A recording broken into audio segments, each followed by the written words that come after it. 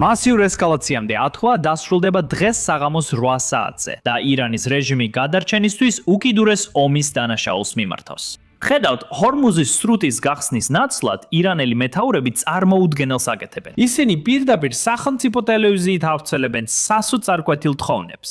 სთხოვენ ბავშვებსა და უიარაღო სტუდენტებს, რომ შექმნან ცოცხალი ჯაჭვები ხიდებსა და ელექტროსადგურებთან. მოლები მზად არიან ირანის მომავალი შესწირონ მხოლოდ იმისთვის, რომ ძალაუფლება არ დაკარგონ. ეხლა სანამ ამ ყველაფერზე გადავიდოდეთ, მოდით განვიხილოთ რა ხდება უკვე. ერთ-ერთი ყველაზე დიდი იერიში დღეს დილით მოხდა. აშშ-მ ირანის კარგის კუნძული დაარტყა. აშშ-მ ღამით ათეულობით სამხედრო ობიექტს დაარტყა, როგორიცაა ბუნკერები, რადარის სადგურები და საბრძოლო მასალის საწყობები. კუნძულზე ნავთობის ინფრასტრუქტურას ხელი არ უხლებია. მეთაური ამბობს, რომ ეს განზრახ მოხდა. იერიში თითქოს გზავნილს წარმოადგენს. გზავნილი ისაა, რომ აშშ-ს შეუძლია ირანის ნავთობის ეკონომიკა გაანადგუროს თუ მოისურვებს. ხედავთ, ნავთობის ეკონომიკა რეჟიმის ყველაზე დიდი სისუსტეა. ირანის რევოლუციური გვარდიის მთელი ფინანსები იმ ნავთობის შემოსავალზეა დამოკიდებული, რომელსაც იღებს. ირანის ენერგეტიკულ ინფრასტრუქტურაზე მიზანმიმართული დარტყმები მათ შესაძლებლობაზე შეიძლება ძლიერი ზეწოლა მოახდინოს, რომ გააგრძელონ ფუნქციონირება. აი, მეტი დეტალი. ერთმა მაღალ ჩინოსანმა ისრაელის თავდაცვის წარმომადგენელმა ახლახან მითხრა, რომ ისლამური რეჟიმის ყველაზე დიდი სისუსტე ენერგეტიკაა. ისინი ირანის ენერგეტიკულ სისტემას ისლამური რესპუბლიკის აქილევსის ქუსლად აღწერენ, რადგან ირანის MŠP-ს დაახლოებით 50% მათ ენერგეტიკულ პროგრამაზეა დაფუძნებული. და ეს არის ერთ-ერთი მიზეზი, რის გამოც პრეზიდენტი თავის მუქარებს ირანის შიგნით არსებულ ენერგეტიკულ ინფრასტრუქტურაზე ამახვილებს სულებს.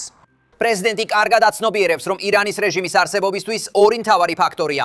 მათი ენერგეტიკული ინფრასტრუქტურა, რომელიც ფულს აწვის ირანის ისლამური რევოლუციის გუშაქთა კორპუსს და იარაღი, რომელიც ამჟამად გამოიყენება აშშ-ს ძალებისა და მოკავშირეების წინააღმდეგ რეგიონში. ასევე ნავთობის ინფრასტრუქტურა. და როგორც Fox ადასტურებს, ღამით აშშ-ს ათობით დარტყმა განხორციელდა კარგის კუნძულზე, საიდანაც ირანის ნავთობის ექსპორტის 90% ხორციელდება. დებარეობს. ეს გაძლევს შეგრძნებას, რომ შეერთებული შტატები კიდევ ერთხელ ცდილობს ირანის რეჟიმს საბოლოო გზავნილი გაუგზავნოს. პრეზიდენტმა სულ რამდენიმე წუთის წინ Truth Social-ზე ირანის რეჟიმს საბოლოო გზავნილი გაუგზავნა. ეხლა ერთი რამ მინდა განმარტო, რადგან ხშირად ხედავ, რომ ხალხი ამას არასწორად იგებს. კარის კუნძული არ აწარმოებს ირანის ნავთობის 90%-ს. ის უბრალოდ 90%-ს ექსპორტზე აგზავნის. ნავთობი წარმოიქმნება მთელი ირანის მასშტაბით. უფრო კონკრეტულად კი სამხრეთ-დასავლეთ ირანში და სხვა საბადოებში, რომლებიც ქვეყნის სხვადასხვა ნაწილში აქვთ. შემდეგ კი მილსადენები ამ ნავთობის საბადოებიდან და ნავთობგადამამუშავებელი ქარხნებიდან კარგის კუნძულზე მიდის. შემდეგ კუნძულზე მათ შეუძლიათ ან შეინახონონ ნავთობის საცავებში, ან პირდაპირ ჩათვირთონ ტანკერებში. ეხლა, მხოლოდ ამ კუნძულს აქვს შესაძლებლობა ჩათათვირთოს ნავთობი იმ ტანკერებში, რომლებიც ძალიან დიდად ითვლება. ასე რომ ერთდროულად დაახლოებით 2 მილიონი ბარელი ნავთობის გადატანა შეუძლიათ. აი ამიტომაა ეს კუნძული ესეთი მნიშვნელოვანი. ირანს არ აქვს სხვა პორტები, სადაც ამხელა ტანკერებს შეუძლიათ დადგომა. ასე რომ კარგის კუნძული ერთადერთი ადგილია, რაც მე ვიცი. და კიდევ ერთხელ შეიძლება ვცდებოდა. კარგის კუნძული ერთადერთი ადგილია, სადაც რეჟიმს შეუძლია ჩაფირთოს თავისი ნავთობი სუპერტანკერებში, რომლებიც ასე მნიშვნელოვანი გახდა გლობალური ნავთობის ეკონომიკისთვის. კარგის კუნძული ნავთობს არ აწარმოებს, მაგრამ მიუხედავად ამისა, ძალიან მნიშვნელოვანია და კრიტიკულია გადაზიდვებისთვის. ეხლა კი აშშ-მ უკვე ამოიღო სამიზნედ ეს კუნძული. ჯერ კიდევ 13 მარტს პრეზიდენტმა ტრამპმა გაავრცელა განცხადება, სადაც თქვა, რომ აშშ-მ გაანადგურა ყველა სამხედრო ობიექტი ამ უმნიშვნელოვანეს ობიექტზე. მაშინ გზავნილი ძალიან ნათელი იყო. ტრამპმა თვითონაც პირდაპირ თქვა, რომ აშშ-ს შეუძლია იგივე გაუკეთოს ირანის ნავთობის ინფრასტრუქტურას, მაგრამ მათ სურთ, რომ ირანი სწრაფად აღდგეს ომის შემდეგ. და სწორედ ამიტომ აშშ არ ეხება ენერგეტიკულ ინფრასტრუქტურას, რომელიც ირანს ამ კუნძულზე აქვს. ეხლა კი დღეს დილით, გუშინ ღამით, იმ დროის ზონაში კიდევ ერთი დარტყმა მოხდა. და ამჯერადაც ისევ მხოლოდ სამხედრო ობიექტებს ესხოდნენ თავს. ეს შეიძლება იყოს იმის გამო, რომ ირანმა შეაკეთა ის, რაც 2 კვირის წინ განადგურდა. ან იქნება აშშ-მ ახალი ბუნკერები აღმოაჩინა, რომელთა შესახებაც მაშინ არ იცოდნენ. ორივე შემთხვევაში სატვირთო ნაომის სადგომები და სხვა ენერგეტიკული ინფრასტრუქტურა ხელუხლებელი დარჩა. ამას რეალურად ვხედავთ თუ კუნძულის სატელიტურ სურათებს დავაკვირდებით. ყველაფერი ჯერ კიდევ ხელუხლებელია, განსაკუთრებით ის, რაც ნავთობის ინფრასტრუქტურას უკავშირდება. ეხლა ეს მომავალში შეიძლება შეიცვალოს, ძირითადად ირანის გამო. ხედავთ, ირანი თავადაც თავდაპირველივე დრიდან ესქმის თავს ენერგეტიკულ ინფრასტრუქტურასა და სამოქალაქო სექტორებს სხვა ქვეყნებში. პირადად ჩემთვის ეს სრულიად გაუგებარია. რატომ ესქმის ირანი ისეთ ქვეყნებს, როგორიცაა საუდის არაბეთი, ყატარი, არაბთა გაერთიანებული საამიროები, ქუვეითი და ბაჰრეინი. ეხლა ირანის არგუმენტია ის, რომ ძირითადად შეერთებული შტატები ამ ქვეყნებში მდებარე ბაზებს იყენებს ირანზე თავდასხმისთვის და სწორედ ამიტომ ირანი პასუხობს მათ. მაგრამ ეს არგუმენტი ბევრ სხვადასხვა დონეზე არ არის ლოგიკური. პირველ რიგში ირანი რეალურად არ ახორციელებს საფასურო დარტყმებს აშშ-ის ბაზებზე. რა თქმა უნდა, მათ ზოგჯერ დაადგეს აშშ-ის ბაზებს, მაგრამ მათი დარტყმების უმეტესობა მიმართულია სამოქალაქო ინფრასტრუქტურაზე, როგორიცაა პორტები, აეროპორტები და საცხოვრებელი კორპუსები. მაგრამ ირანის არგუმენტში უფრო მნიშვნელოვანი საკითხი ისაა, რომ ირანმა რეალურად არ წარმოადგინა არანაირი მტკიცებულება იმისა, რომ აშშ-ში ნამდვილად იყენებს სპარსეთის ყურის ქვეყნების საჰაერო სივრცეს ან ბაზებს. ეხლა ირანი ამტკიცებს, რომ მათ გაგზავნეს მტკიცებულებები იმის შესახებ, რომ აშშ-ში იყენებს სპარსეთის ყურის ქვეყნების ბაზებსა და საჰაერო სივრცეს თავად ამ ქვეყნებში და ასევე ეს მტკიცებულებები გაგზავნეს გაეროშიც. მაგრამ პრობლემა ისაა, რომ მათ ეს მტკიცებულება არასდროს გაუხდიათ საჯარო და ჩემი აზრით, თუ მათ ჰქონდათ უეჯველი მტკიცებულება, ამას საჯაროდ გამოაქვეყნებდნენ. ირანი იცის, რომ მათი გადარჩენის ერთადერთი გზა პროპაგანდის ომში გამარჯვებაა. და თუ მათ ჰქონდათ მტკიცებულება, რომელიც მსოფლიოს დაარწმუნებდა, რომ მათი თავდასხმები გონივრულია, ამას საჯაროდ გამოაქვეყნებდნენ. ჩემი აზრით, მათ რეალურად არ აქვთ მტკიცებულება და სწორედ ამიტომ მხოლოდ აცხადებენ ამას და არ ამყარებენ მტკიცებულებებით. ეხლა ირანის განცხადებების გარდა, სპარსეთის ყურის ქვეყნები ფაქტობრივად უარყოფენ, რომ მათ აშშ-ს მისცეს ნებართვა, გამოიხენონ მათი საჰაერო სივრცე და ბაზები. სინამდვილეში ეს ის იყო, რაც ომამდე კიდევაც ვიცოდით. ამ ქვეყნებმა საჯაროდ განაცხადეს, რომ ასეთ ნებართვას არ მისცემდნენ. მაგრამ მიუხედავად ამისა, პირველივე დღეს ირანმა დაიწყო საცხოვრებელი კორპუსების დაბომბვა. ირანმა დაიწყო აეროპორტებზე შეტევა ყველა იმ ქვეყანაში. ეხლა აქ მინდა გაგიზიაროთ რაღაც, რაც გასულ კვირას გამოიძიეს. ფრანგულმა მედია საშუალებამ, France 24-მა ჩაატარა საკუთარი გამოძიება. მათ ძირითადად დაათვალიერეს საჯარო ფოტოები და ვიდეოები, რომლებიც სოციალურ ქსელებში იყო გამოქვეყნებული. და მათ იპოვეს მტკიცებულება, რომელიც აჩვენებს, რომ ქუვეითმა ნება დართო შეერთებულ შტატებს ეს საჰაერო სივრცე რაკეტების გასაშვებად გამოეყენებინა. მაგრამ მტკიცებულება მოდის 24 მარტიდან და 31 მარტიდან ეს დაახლოებით 1 თვეა ომის დაწყებიდან. და ეს ისა, რაც ჩვენ რეალურად თავიდანვე ვიწინასწარმეტყველეთ. თუ ირანი გააგრძელებს დარტყმებს სპარსეთის ყურის ქვეყნებზე, მიუხედავად იმისა, რომ თავდაპირველად მათ არ მისცეს ნებართვა შეერთებულ შტატებს, გამოიყენოს მათი ქვეყანა, საბოლოოდ ეს ქვეყნები იძულებულნი იქნებიან მისცენ ნებართვა. რადგან დაფიქრდით, თუ თქვენ გირთხამენ სრულიად უმიზეზოდ, მაშინ თქვენ აუცილებლად შეერთდებით შეერთებულ შტატებთან და მისცემ ნებართვას, რათა დარწმუნდეთ, რომ ირანი მომავალში ამას ვეღარ გააკეთებს. რადგან ის, რასაც ირანი აკეთებს, ნამდვილი ტერორიზმია. ეს ეკონომიკური ტერორიზმია. ფაქტობრივად ირანს უნდა მთელი რეგიონი ცეცხლში გაახვიოს.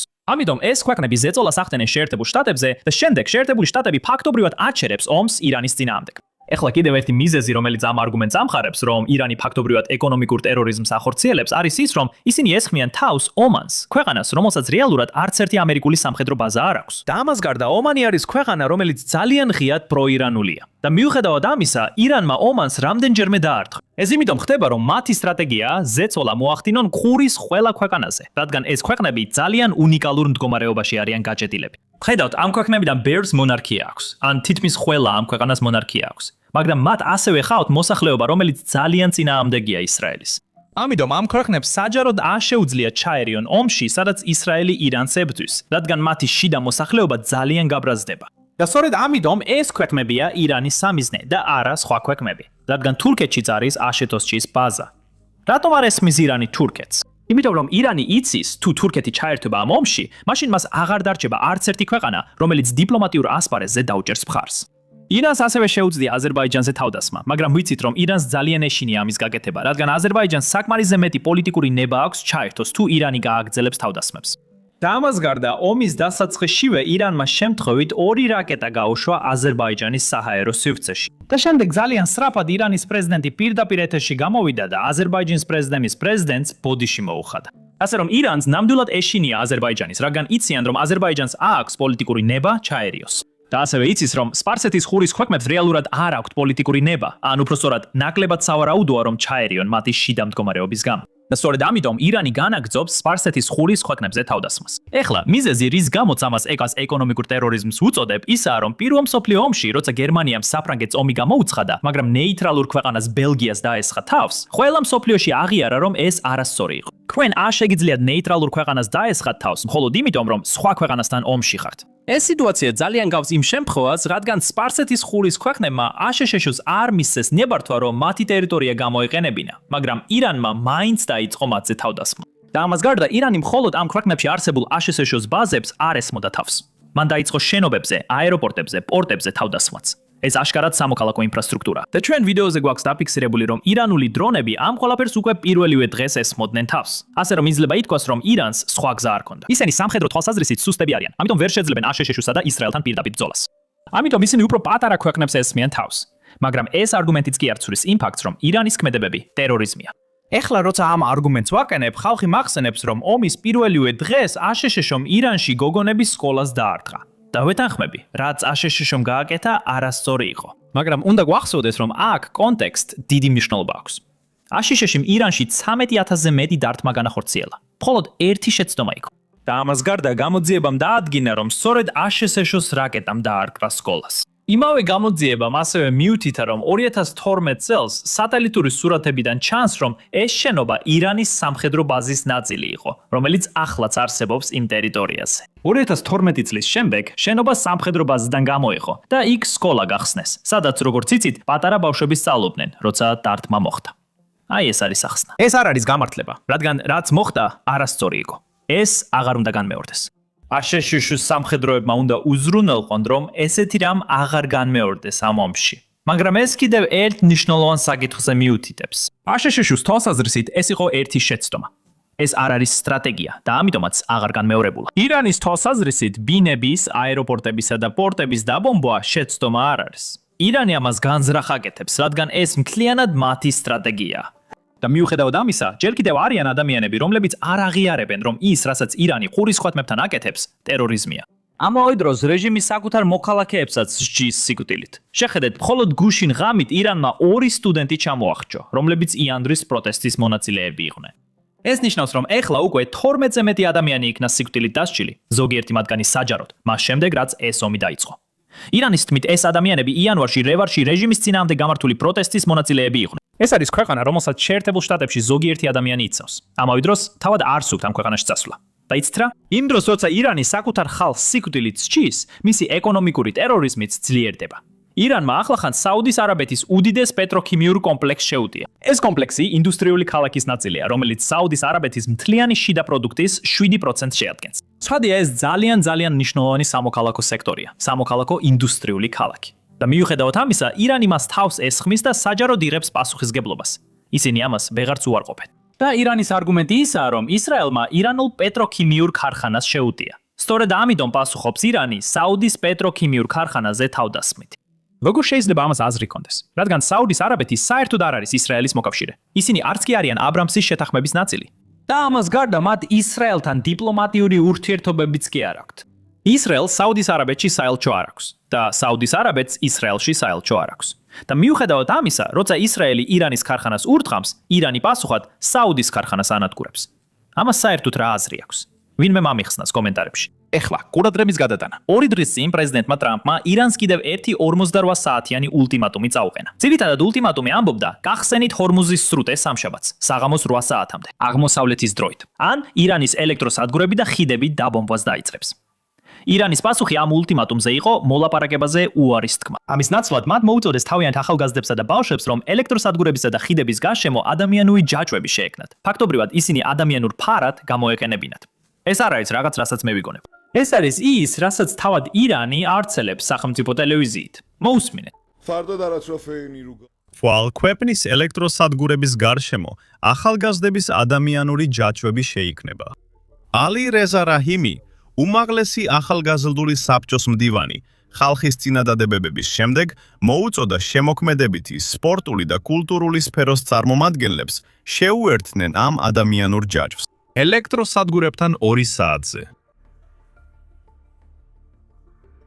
ვიწვევ ყველა ახალგაზრდას, სპორტსმენს, ხელოვანს, სტუდენტსა და პროფესორს, ხვალ სამშაბათს 2 საათზე.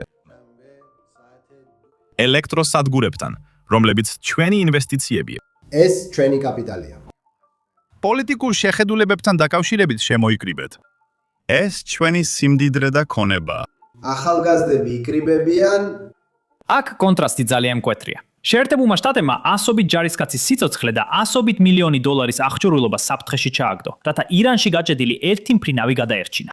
მეორე მხარეს კი ირანია, რომელიც მზადაა საკუთარი ახალგაზრდობა და მომავალი საფრთხეში ჩააგდოს, მხოლოდ იმისთვის, რომ დაიცვას ელექტროსადგურები, რომლებიც ირანის რევოლუციურ გვარდიას ამარაგებენ. ეხლა, როგორც ეკრანზე არსებულ კადრებში ხედავთ, ირანელები უკვე აყალიბებენ ცოცხალ ჯაჭვს იმ ობიექტების გარშემო, რომლებსაც აშშ ემუქრება. ეს სამაჩვენო გზა ნებისმიერი ტიპის ომის საწარმოებლად, მაგრამ სწორედ ასე მოქმედებს ეს რეჟიმი ყოველთვის. ირან-ერახის ომის დროს 1980-იან წლებში ხომეინიმ 14 წლის ბიჭები გაგზავნა ფრონტის ხაზზე. მან მათ ეს ყალბი ყელსაბამი მისცა და უთხრა, რომ თუ ირანისთვის ბრძოლაში დაიღუპებიან, 60-ში მოხდებიან. ირანმა ასობით ათასი ახალგაზრდა დაკარგა twin-ის გამორეცხვის გამო, რომლის ნაწილიც თავად ხომეინი იყო. ეხლა ისინი ცდილობენ იგივე სტრატეგია კვლავ გამოიყენონ. და რა თქმა უნდა, ნათელია, რომ აშშ-მ არ უნდა განახორციელოს დარქმა, მაშინ როცა სამიზნეს გარშემო მშვიდობიანი მოქალაქეები ცოცხალ ჯაჭვს ქმნიან. არ აქვს მნიშვნელობა, რამდენ მშვიდობიან მოქალაქეს კლავს ირანის სხვა ქვეყნებში, აშშ-ო არ უნდა დაეშვას ამ დონემდე.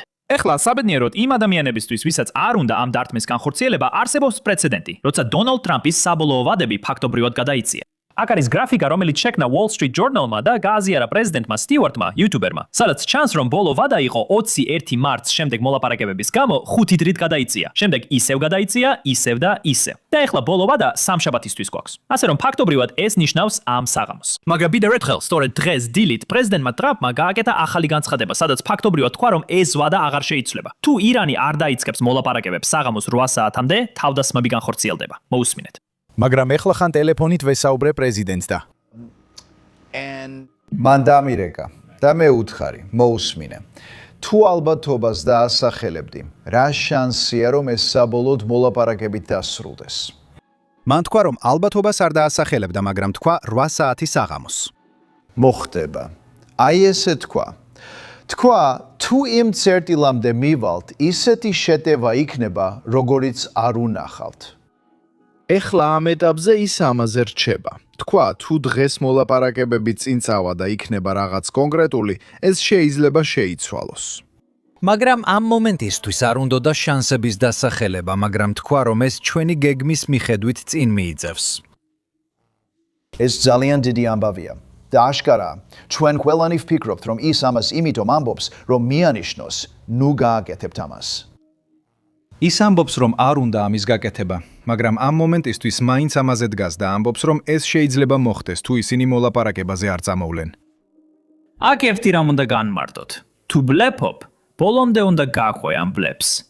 თუ წინასწარ სისუსტეს გამოავლენ, მაშინ ამას უბრალოდ არანაირი ეფექტი არ ექნება. მაგრამ მიუხედავად ამისა, მხოლოდ დრო გვიჩვენებს რა მოხდება, მაგრამ ვიმედოვნოთ, რომ ეს ბლეფია. ეხლა რომ გავიგოთ, რატო იქცევა ირანი ასე როგორც ეხლა იქცევა, უნდა დავბრუნდეთ უკან და დავაკვირდეთ, როგორ მივიდა ირანი იქამდე, სადაც დღეს არის.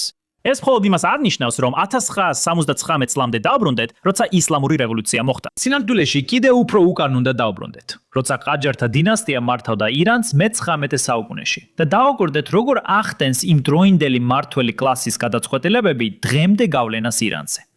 აბა რა გონიათ? ზუსტად ამას ვაკეთებთ Trends მრავალნაწილიან პოდკასტში, რომელიც დღეს გამოვიდა. ასე რომ თუ თქვენ დაინტერესებული ხართ ირანის ისტორიით და იმით თუ როგორ მივედით დღევანდელ მდგომარეობამდე, აუცილებლად მოусმინეთ. შეგიძლიათ უყუროთ მას აღწერაში მოცემულ ბულებზე დაკლიკებით, ან უბრალოდ დააჭიროთ ეკრანზე გამოსახულ ვიდეოს, ანუ დააჭიროთ იმ ვიდეოს, რომელიც თქვენს ეკრანზეა.